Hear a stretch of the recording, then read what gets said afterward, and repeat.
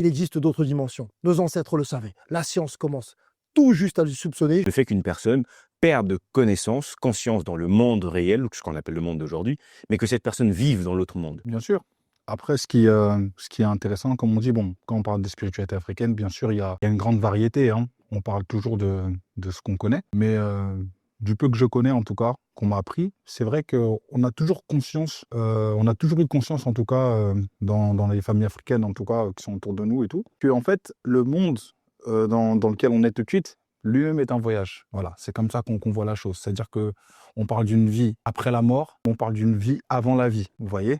C'est-à-dire que nous, quelque part même, on n'a pas la même vision du sommeil, par exemple. C'est-à-dire que quand une personne dort, pour nous, elle voyage. Il y a beaucoup de messages qu'on reçoit par les rêves. On a tous, je pense, une tante ou un proche qui dit j'ai rêvé de ça, et les rêves prémonitoires, etc. On l'a déjà beaucoup vécu. Donc cette notion, j'ai beaucoup aimé quand vous avez pris le mot vraiment voyage. Maintenant, la question qu'on va se poser maintenant, quelle est la réalité? Est-ce que tout de suite on est dans un rêve éveillé et à la mort on va vers ce que nous sommes vraiment, ou est-ce que on va vers l'irréel? Voilà. Donc quelles sont les frontières du réel, de l'irréel?